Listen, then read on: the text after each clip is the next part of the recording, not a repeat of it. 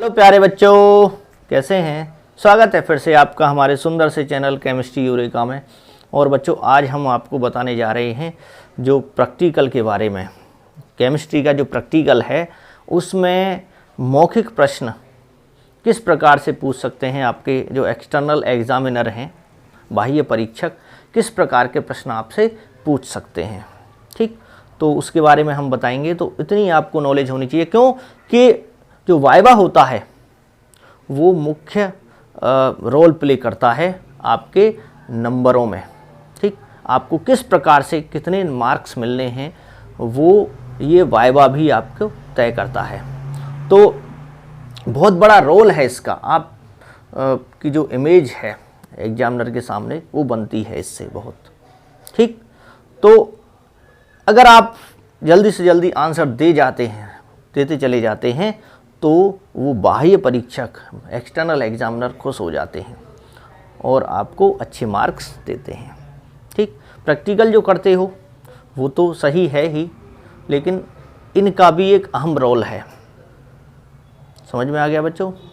तो इसके लिए आपको तैयार रहना है। कम से कम 4-5 प्रश्न आपसे, या 2-3 जितने भी हैं वो पूछे जा सकते हैं।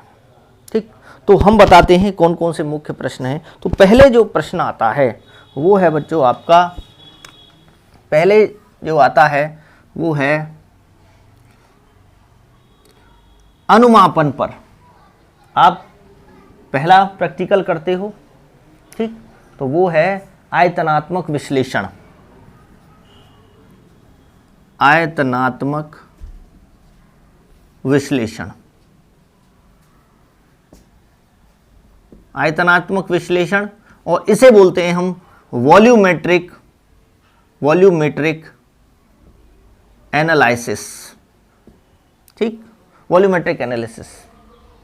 तो इसका मतलब क्या है आयतनात्मक विश्लेषण, ये है क्या। ठीक, या इसे हम कहते हैं आयतनात्मक अनुमापन या अनुमापन। ठीक है, अनुमापन, टाइट्रेशन।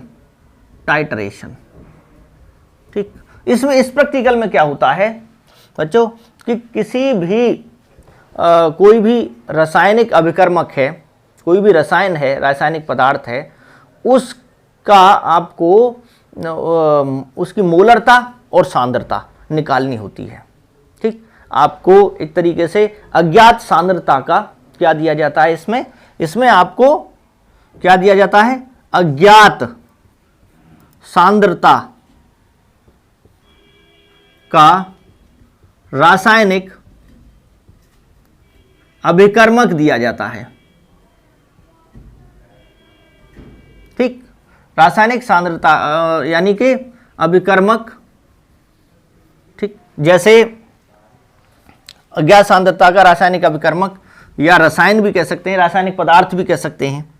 ठीक, और इसकी अभिक्रिया कराई जाती है किसी ज्ञात सांद्रता के पदार्थ से। तो इसे क्या कहा जाता है, इसका नाम क्या है। इसे हम कहते हैं बच्चों, जिसका हम ज्ञात करते हैं, जिसका हमें ज्ञात करना होता है, उसे कहते हैं हम विश्लेषक या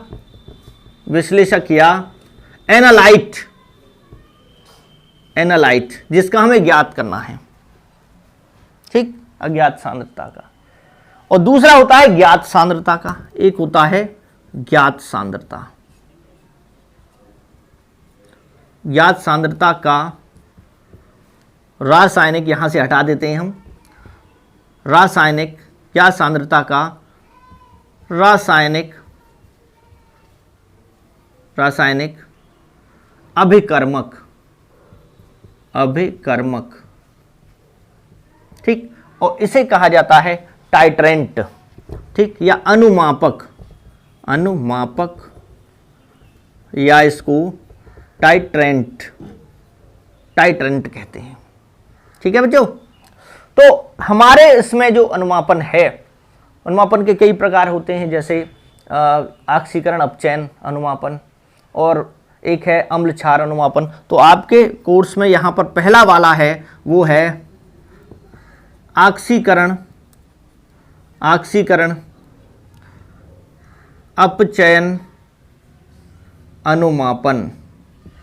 अनुमापन, ठीक। और इसे हम या रेडॉक्स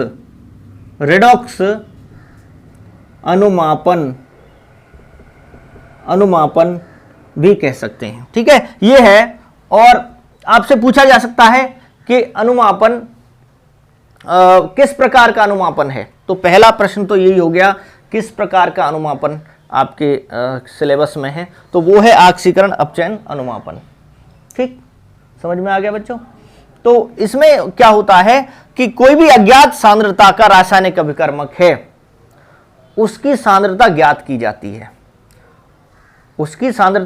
जाती है, और इसमें आयतनों की भी महत्वपूर्ण भूमिका होती है कि जो आपका ये वाला है अज्ञात सांद्रता का रासायनिक अभिकर्मक, ये ज्ञात सांद्रता के रासायनिक अभिकर्मक के साथ अभिक्रिया करेगा, और अभिक्रिया में इसका जो आयतन प्रयोग होता है उसकी सहायता से उसे नोट कर लेते हैं कि अभिक्रिया कितने आयतन पर पूर्ण हो रही है, उसे हम नोट कर लेते हैं उस आयतन को, और उसकी मदद से, उसकी सहायता से हम इसकी सांद्रता ज्ञात करते हैं। समझ में आ गया बच्चों। तो अज्ञात सांद्रता के रासायनिक अभिकर्मक की अभिक्रिया किसके साथ की जाती है? ज्ञात सांद्रता के रासायनिक अभिकर्मक के साथ की जाती है, और अभिक्रिया पूर्ण होने में जो आयतन प्रयोग होते हैं दोनों की, इसका और इसका, उसकी सहायता से हम सांद्रता ज्ञात करते हैं। एक की तो पता है ही, इसकी तो हम इसे इसीलिए इसको कहते हैं आयतनात्मक विश्लेषण। आयतनों की महत्वपूर्ण भूमिका इसमें होती है। और ये तो अनुमापन हो गया। पहला कि अनुमापन किसे कहते हैं, दूसरा ऑक्सीकरण अपचयन अनुमापन है। अब आपके कोर्स में कौन सा है, देखिए दूसरा प्रश्न यहां से बन सकता है कि सिलेबस में आपसे बनवाया जा रहा है क्या, n/20, ठीक। अब ज्ञात सांद्रता ये क्या है बच्चों, ये है ज्ञात सांद्रता। तो ज्ञात सांद्रता का क्या बनवाया जा सकता है कि जिसकी सांद्रता ज्ञात है, ठीक। तो उसे क्या कहते हैं, जैसे एक होता है कि मानक विलयन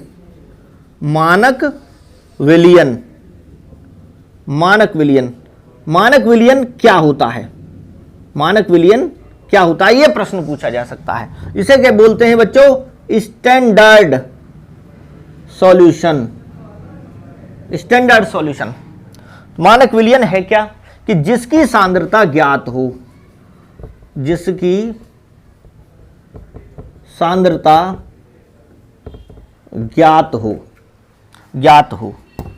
पता हो हमें, ठीक। इसकी सांद्रता ज्ञात हो, यानी ये वाला, इसी का मानक विलयन बनाया जाएगा। इसी का तो बनाएंगे हम मानक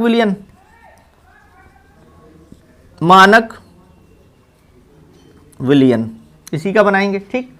अब सांद्रता का मतलब क्या है, सांद्रता नार्मलता हो सकती है, मोलरता हो सकती है, ठीक है। तो इसका मतलब क्या हुआ, सांद्रता का मतलब जिसकी नार्मलता और मोलरता, हमें नार्मलता है या मोलरता है वो ज्ञात हो, ठीक। ज्यादातर इसी में लेते हैं हम, नार्मलता लेते हैं, नार्मलता, मोलरता या शक्ति, उसकी हमें पहले से ही पता है। शक्ति इसमें, इसकी किसमें होती है बच्चों, ये होती है ग्राम प्रति लीटर में, होती है, ठीक। मोलरता मोल प्रति लीटर में, नार्मलता ग्राम तुल्यांक प्रति लीटर में होती है।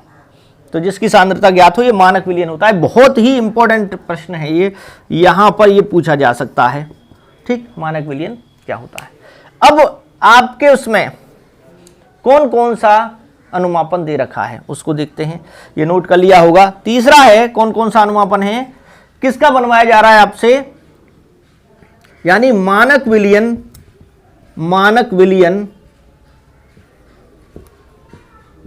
विलयन किस किस का, आपसे पहले प्रश्न में फेरस अमोनियम सल्फेट का बनवाया जा सकता है।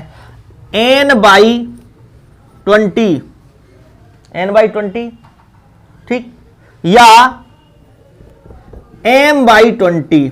देखिए यहां n क्या है, नार्मलता, m क्या है, मोलरता, ये कैपिटल M है, ठीक, ये जो अल्फाबेट है, इंग्लिश अल्फाबेट, उसका बड़ा अक्षर है, का ferrous ammonium ferrous ammonium sulphate का मानक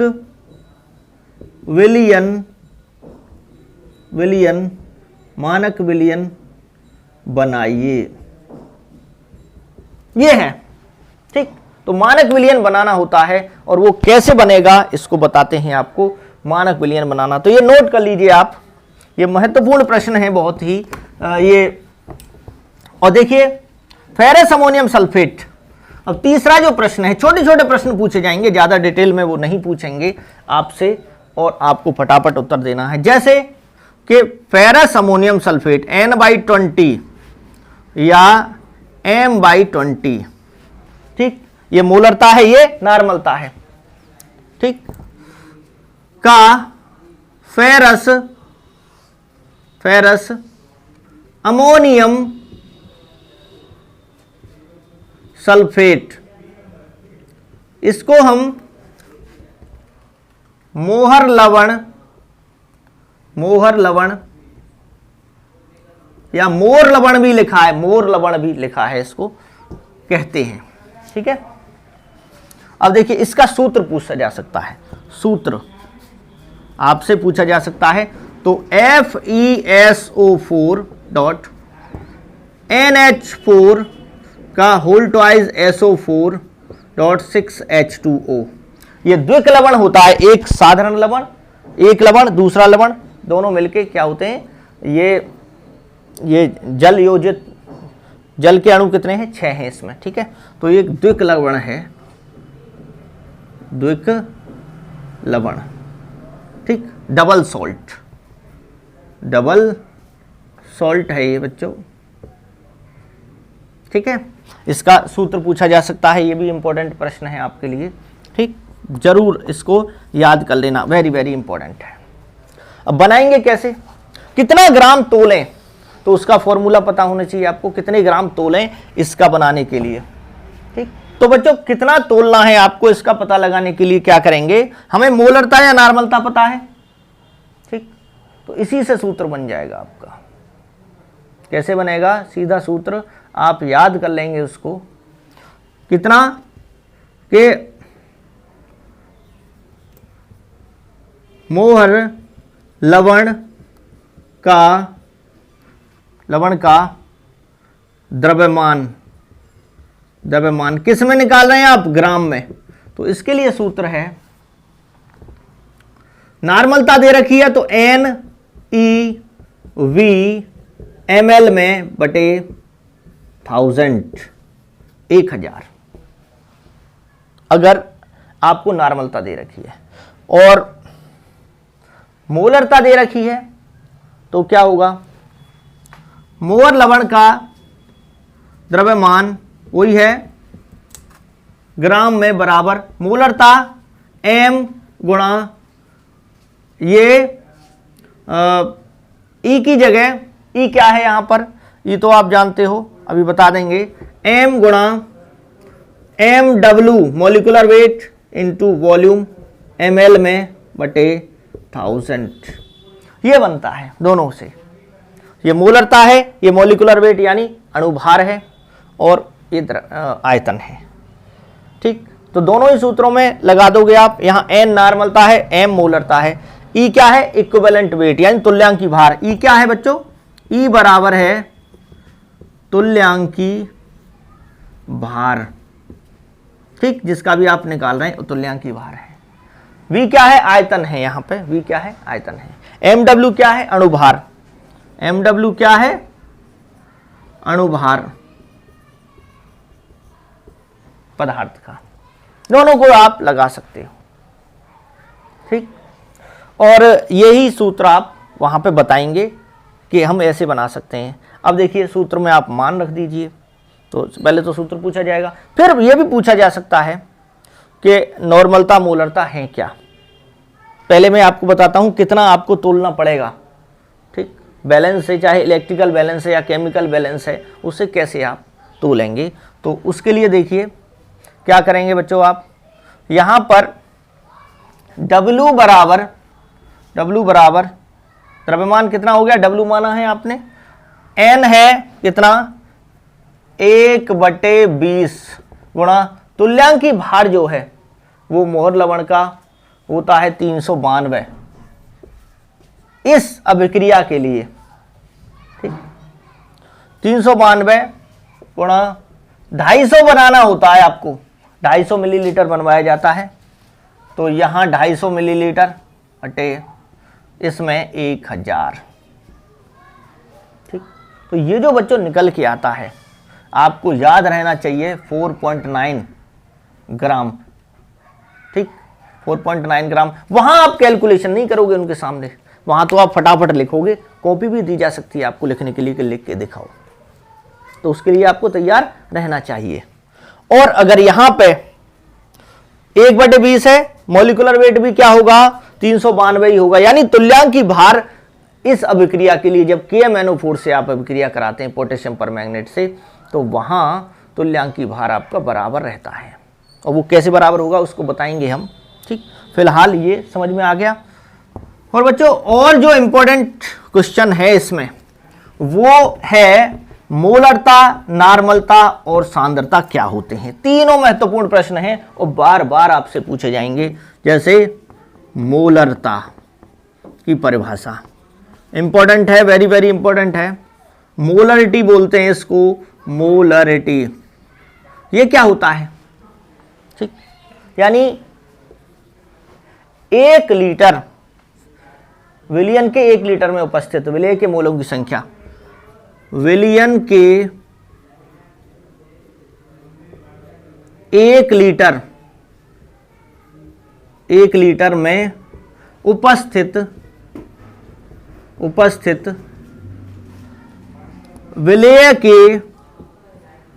के मोलों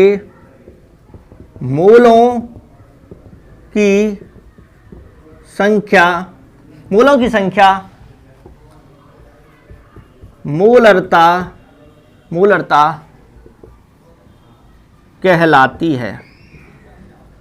है, ठीक। मोलरता को कैपिटल M से प्रदर्शित करते हैं, मोलों की संख्या को N से, N है ये छोटा n है, N बटे किसके मोल है, विलेय के, जो भी आप ले रहे हो, पानी में बना रहे हो और मोहर सॉल्ट, मोहर लवण का बना रहे हो तो मोहर लवण वहां विलेय हो गया, ठीक। और आयतन किसमें है, V लीटर में। और जब इसको ओपन करेंगे मोलों की संख्या बराबर क्या होता है, यह भी इंपॉर्टेंट प्रश्न है। मोलों की संख्या यानी कि विलेय का द्रव्यमान बटे मोलर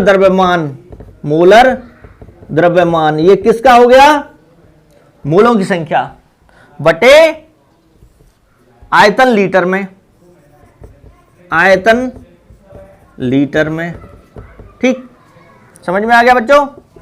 M तो N बराबर क्या होगा, विलेय का द्रव्यमान बटे मोलर द्रव्यमान, और आयतन लीटर में, तो ये ऊपर चला जाएगा तो इसका सूत्र बन जाएगा ना, यानी कि आप ये मोलों की संख्या है N इतना हो गया और आयतन किसमें है, लीटर में है, किसका, विलियन का, ठीक है बच्चों। तो 1 लीटर में उपस्थित विलेय के मोलों की संख्या क्या होती है, मोलरता होती है। ये बिल्कुल समझो पूछा जाएगा बार बार, ठीक है।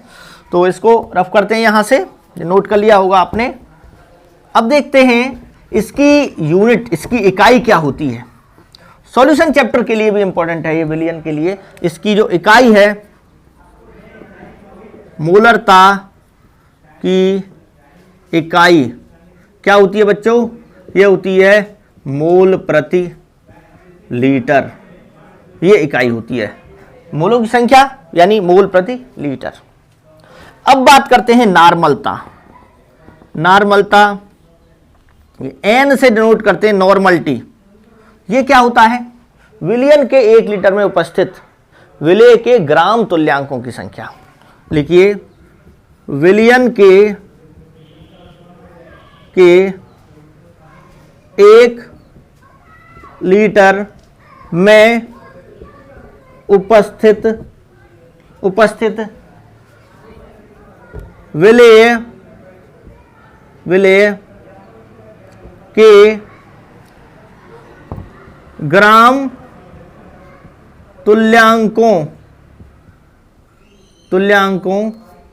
ग्राम तुल्यांकों या मोल तुल्यांकों, ठीक, दोनों यूज कर सकते हैं। ग्राम तुल्यांकों की संख्या नॉर्मलता कहलाती है।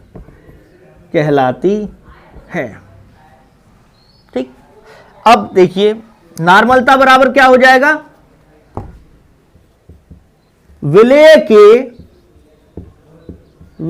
के ग्राम तुल्यांकों की संख्या बटे विलियन का आयतन लीटर में।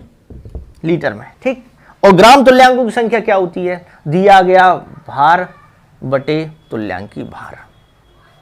समझ में आ गया बच्चों? तो ग्राम तुल्यांकों की संख्या क्या होगी? n बराबर, ये ग्राम तुल्यांकों की संख्या कैसे निकालेंगे? विलेय का दिया गया द्रव्यमान बटे तुल्यांकी भार।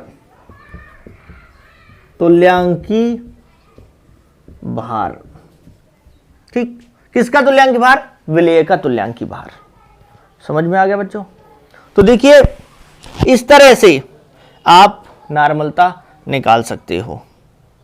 ये और फिर नीचे क्या है? नीचे वही है विलियन का आयतन लीटर में। तो ये इतना तो हो गया क्या? विलेय के ग्राम तुल्यांकों की संख्या। और नीचे क्या है? विलियन का आयतन लीटर में। विलियन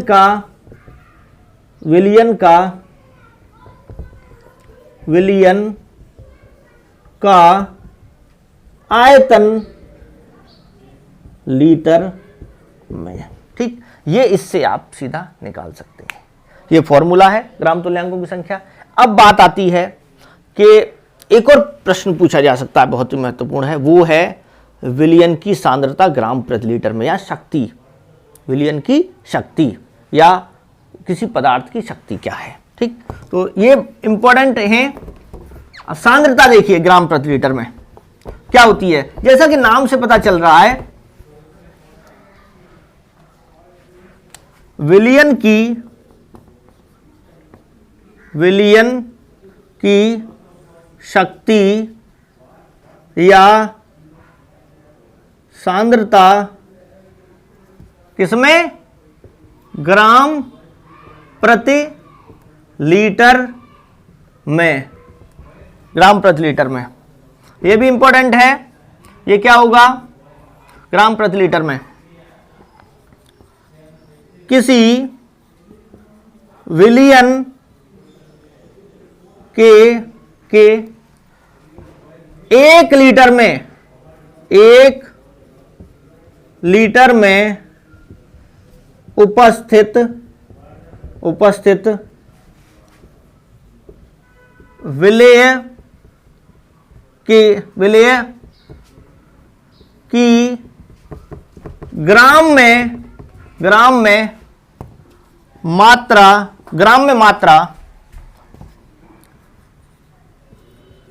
विलियन की शक्ति या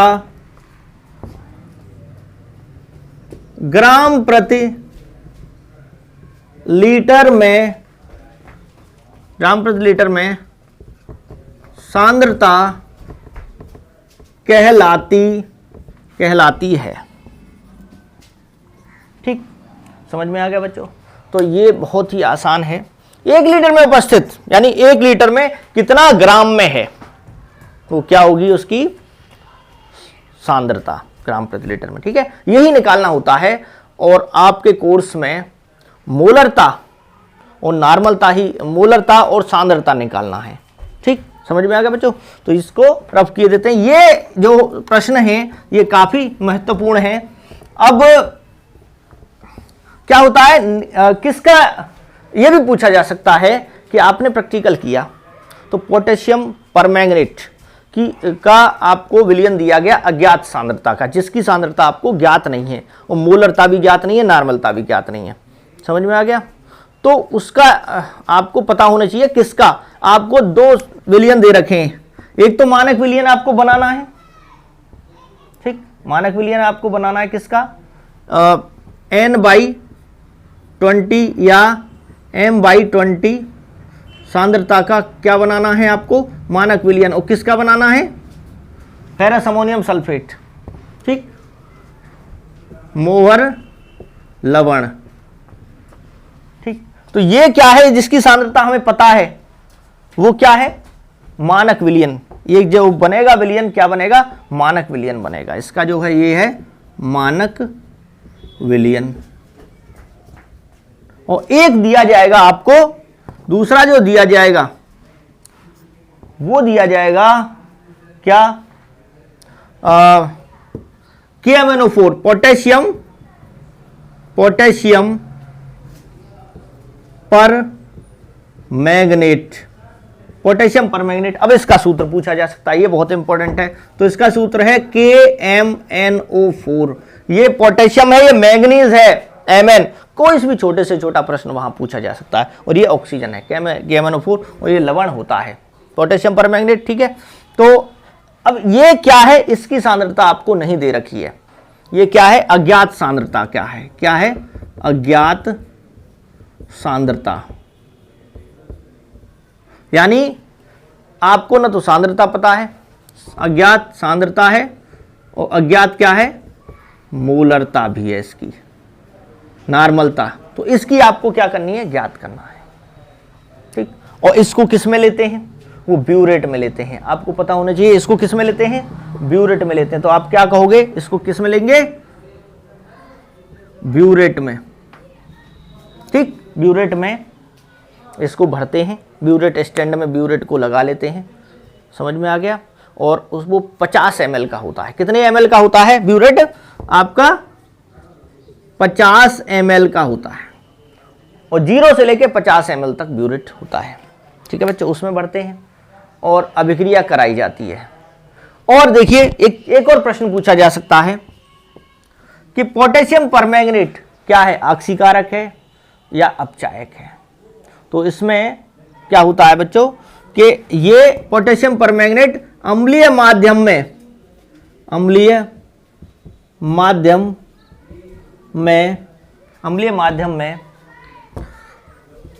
पोटेशियम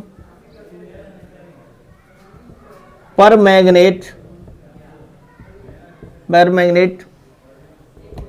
ऑक्सीकारक का कार्य करता है, प्रबल ऑक्सीकारक होता है। ठीक, समझ में आ गया? तो आपको ये बताना है, ये दूसरे का ऑक्सीकरण करता है। किसका ऑक्सीकरण करता है, मोहर लवण का।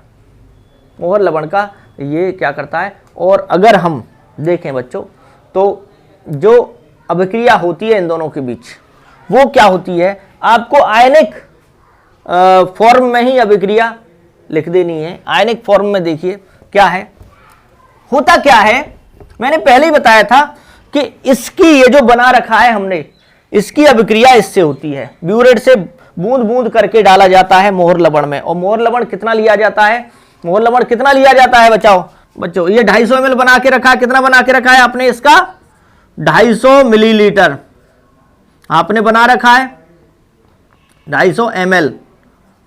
ठीक, बना रखा है। उसमें से लेना कितना होता है, 25 ml। किससे लेना होता है, पिपेट से। पिपेट से लेके 25 ml किस में डालते हैं हम, कॉनिकल फ्लास्क में। Conical flask, conical flask. और कॉनिकल फ्लास्क कैसा होता है आप जानते हो बच्चों, आप जानते हो बहुत बढ़िया तरीके से। कॉनिकल फ्लास्क ऐसा होता है कुछ ऐसा होता है कॉनिकल फ्लास्क, ठीक है। ये कॉनिकल फ्लास्क होता है इस टाइप से, ठीक है बच्चों। तो आप इसमें पिपेट से क्या लेंगे, आप मानक विलयन लेते हैं कितना, और इसमें इसको ब्यूरेट के नीचे लगाते हैं। थोड़ा सा इसमें अम्लीय माध्यम बनाने के लिए इसमें क्या डाला जाता है, सल्फ्यूरिक अम्ल। क्या डाला जाता है, सल्फ्यूरिक अम्ल डाला जाता है, जिससे जो मैग्नीज डाइऑक्साइड का अवक्षेप न बने, मैग्नीज डाइऑक्साइड का अवक्षेप न बने। याद रखना H2SO4 क्यों डाला जाता है, तो मैग्नीज डाइऑक्साइड का अवक्षेप न बने, जिससे जब KMnO4 हम डालेंगे तो।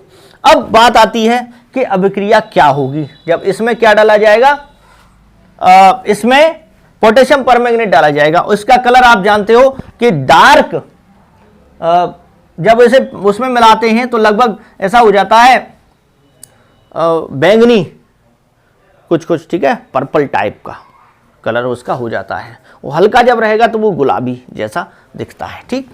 तो अब देखिए बच्चों, इसमें क्या है, अभिक्रिया होगी किसकी, तो इसमें एक क्वेश्चन और पूछा जाएगा कि अंत बिंदु क्या होता है। अभिक्रिया हुई, जैसे आपने KMnO4 डाला, KMnO4, ठीक। KMnO4 पानी में तो विलयन है तो ये टूट जाता है KMnO4 किसमें, MnO4 माइनस और K प्लस। तो K की ऑक्सीकरण अवस्था चेंज नहीं होती है, इसलिए इसको छोड़ देते हैं, K को छोड़ दिया है हमने। KMnO4 से क्या मिला, MnO4 नेगेटिव मिला, प्लस अब देखिए ferrous ammonium sulphate FeSO4 dot NH4 का whole twice SO4 dot 6H2O, ये है फेरस अमोनियम सल्फेट। अब इसमें जो ऑक्सीकरण अवस्था परिवर्तित होती है केवल Fe की होती है, इसकी +2 है यहाँ, तो हम जो लेते हैं आयनिक अवस्था में, जैसे हमने MnO4 लिया है केवल, क्योंकि इसकी यहाँ ऑक्सीकरण अवस्था +7 है और वो परिवर्तित होती है, तो Fe2 ले लिया। और किसमें, अम्लीय माध्यम में, तो अम्लीय माध्यम होता है इसके लिए H+, अम्ल से हमें H+ मिले और वो बैलेंस करने के लिए 8H+ लगा दिया। और यहाँ बनेगा क्या बच्चों, ये बनता है Mn2+ plus Fe3+ plus 4H2O। अब इसको संतुलित कर दीजिए, कितना हो जाएगा बच्चों, यहाँ पर देखिए, अब इसको संतुलित करने के लिए आप यहाँ कितना लगाते हैं, अब ये समझ लीजिए, संतुलित बाद में करेंगे हम, पहले ये समझिए कि यहाँ से यहाँ कितना परिवर्तन हो रहा है इलेक्ट्रॉन, इसका क्या हुआ, ऑक्सीकरण, क्या हुआ, ऑक्सीकरण, ठीक, समझ में आ गया। और यहाँ से यहाँ इसका क्या हुआ, खुद का इसका KMnO4 का अपचयन, ठीक है। ये आपसे पूछा जा सकता है कि Fe2+ आयन किस में बदल जाते हैं, फेरस आयन फेरिक में बदल जाते हैं इसमें, ठीक है बच्चों। इतना हमने आपको बताया है। हाँ तो बच्चों, इसमें आपसे ये पूछा जा सकता है कि Fe2+ जो आयन है इस अनुमापन में, जो फेरस अमोनियम सल्फेट से मिले हैं, वो किस में परिवर्तित हो जाते हैं, तो आपको बताना है फेरस आयन फेरिक आयन में बदल जाते हैं। Fe3+ को क्या बोलते हैं, फेरिक आयन, फेरिक आयन, ठीक, फेरिक आयन, समझ में आ गया बच्चों, फेरिक आयन। और ये फा को थोड़ा सा अच्छे से बना लीजिए, फेरिक, और ये क्या है, फेरस, फेरस आयन। तो इसका क्या हुआ, ऑक्सीकरण किसने कराया, ऑक्सीकरण इसने, तो खुद का तो इसका अपचयन हो रहा है, ऑक्सीकरण संख्या में कमी हो गई है, ठीक। और इसका क्या हुआ, ये क्या हुआ, ऑक्सीकारक, ऑक्सीकारक, दूसरों का ऑक्सीकारक, ठीक, समझ में आ गया बच्चों।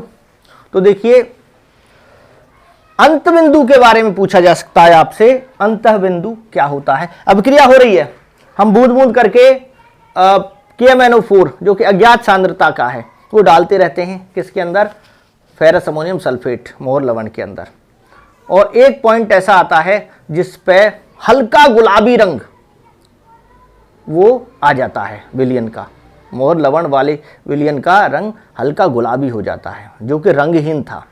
तो जिस आयतन पर KMnO4 का वह आयतन जिस पर जो मोहर लवण का विलयन है वो हल्का गुलाबी हो जाता है, रंगहीन से हल्का गुलाबी हो जाता है, वो उसका अंत बिंदु होता है, अंतः बिंदु। ठीक है, तो देखिए क्या बोलोगे आप कि कौन से पॉइंट पर, कौन से बिंदु पर रंगहीन से हल्का गुलाबी होता है, तो आप क्या होगे, एंड पॉइंट यानी अंतः बिंदु।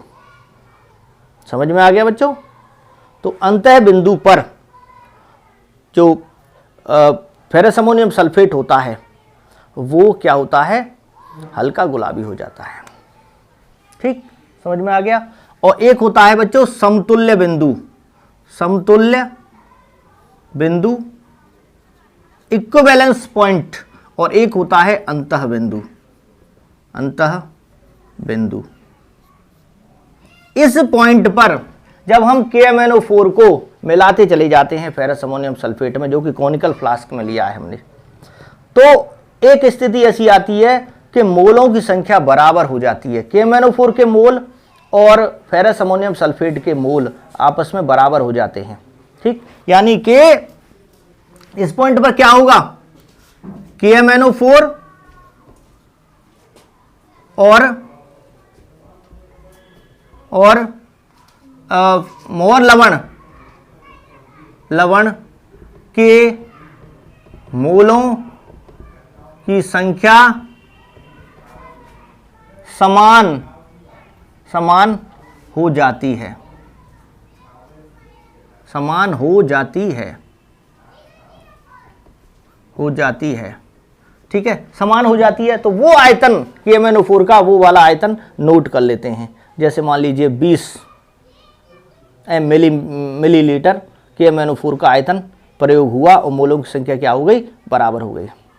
ठीक है, क्योंकि KMnO4 डालते चले जाते हैं तो KMnO4 के मोलों की संख्या बढ़ती चली जाती है और वो फेरस अमोनियम सल्फेट के मोलों की संख्या के बराबर हो जाती है। समझ में आ गया। तो उस समय जो हो जाएगा वो कौन सा, जो वो वाला आयतन कौन सा हो जाएगा, समतुल्य बिंदु। ठीक, समझ में आ गया। तो जिस आयतन पर KMnO4 के मोल यानी KMnO4 का वह आयतन, KMnO4 का वह आयतन जिस पर, यानी KMnO4, एक लाइन और बढ़ा देता हूं, KMnO4 का वह आयतन बिंदु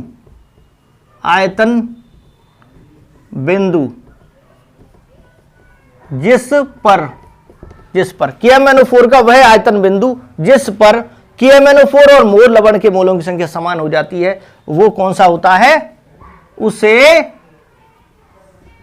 समतुल्य बिंदु कहते हैं। और इसके जस्ट बाद अगर एक बूंद भी डालते हो इसके, इस बिंदु के बाद, जैसे 20 ml पे हुआ और आपने 20.1 किया और वो गुलाबी रंग आ जाता है, फिर हल्का गुलाबी रंग आ जाता है, उस पॉइंट का हमें ध्यान रखना होता है और थोड़ा थोड़ा खोलते हैं हम बूंद बूंद करके। तो इस वो कौन सा बिंदु होगा, ये वाला अंतः बिंदु होगा और ये वाला क्या होगा, समतुल्य बिंदु। समझ में आ गया। समतुल्य बिंदु से अगले वाला जो आयतन है वो अंतः बिंदु होता है। ठीक, तो यहां क्या होगा, KMnO4 का, देखिए मैं यहां KMnO4 और फेरस अमोनियम सल्फेट ले रहा हूं और उन्हीं की बात कर रहा हूं। अगर कुछ और लेते हैं आप, ऑक्जेलिक अम्ल लेते हैं तो वहां ऑक्जेलिक अम्ल और KMnO4 लेते हैं तो वहां KMnO4 की बात करेंगे ऑक्जेलिक अम्ल के रेस्पेक्ट में। ठीक है, KMnO4 का वह आयतन बिंदु जिस पर मोहर लवण के रंगहीन विलयन का रंग हल्का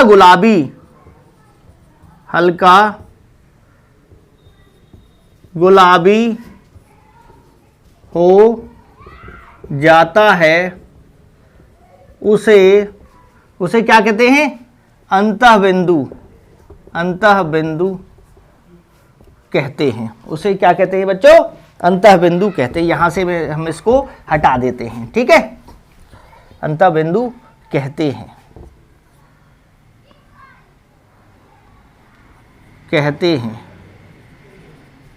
ठीक, क्लियर हो गया बच्चों? और जब ये बिंदु निकल आता है तो उसको सूत्र में रखते हैं, ठीक, और उससे निकल आता है, उसका सांद्रता और मोलरता ज्ञात कर लेते हैं। नॉर्मलता इक्वेशन पूछी जा सकती है। नॉर्मलता समीकरण N1V1 अपॉन N1V1 बराबर N2V2, ये नॉर्मलता समीकरण है। मोलरता समीकरण M1V1 अपॉन N1 बराबर M2V2 अपॉन N2, ये मोलों की संख्या है N1 N2।